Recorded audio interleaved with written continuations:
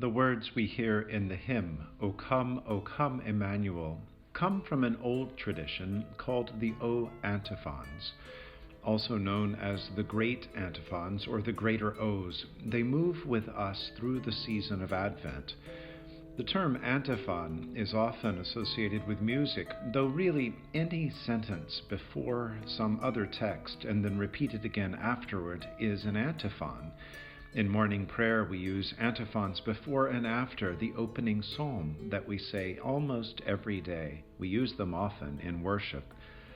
In traditional monastic worship, the greater O's are antiphons that come from those places where monks or nuns sing God's praises with great discipline and care. The O Antiphons are said or chanted with Magnificat, the Song of Mary, at the evening offering of prayer through Advent.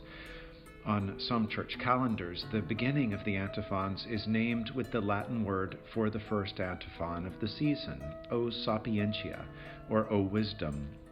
Some traditions begin them on December 16th, adding an additional antiphon for the Virgin Mary along the way, while others begin on the 17th, as our hymnal labels the verses of O come, Emmanuel.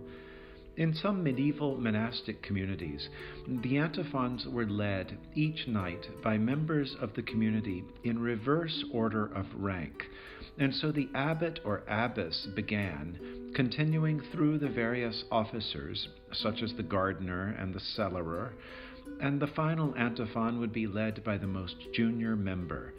Especially in the Middle Ages, people loved form and order, and so it's no huge surprise that the O Antiphons developed a special order of their own. It occurred to some creative monk or nun at some time that the antiphons could be arranged so that the second word of each formed an acrostic.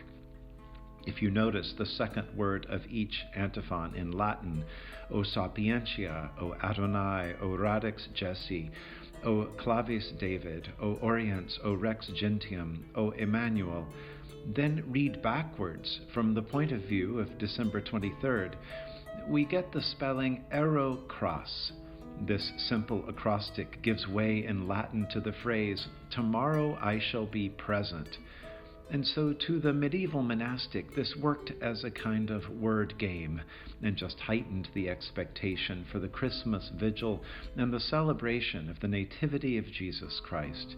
It was as though Christ himself was singing an answer to the prayers of the faithful.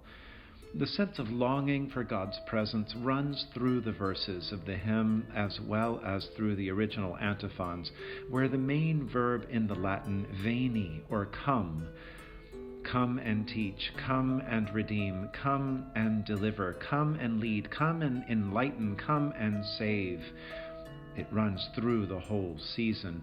Some scholars suggest a close connection between this veni and one of the earliest prayers of the Christian Church, Maranatha, Lord, come.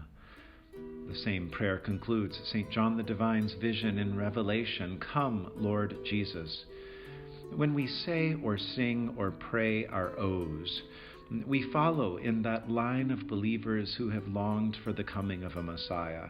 The O Antiphons remind us of this history of longing, even as they speak powerfully to those things for which we might personally long and desire. We can fit our own prayers into the chant.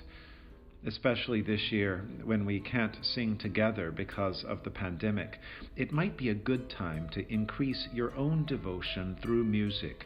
Maybe you'll listen to a version of the O Antiphons or O Come Emmanuel, or memorize the hymn, or write your own.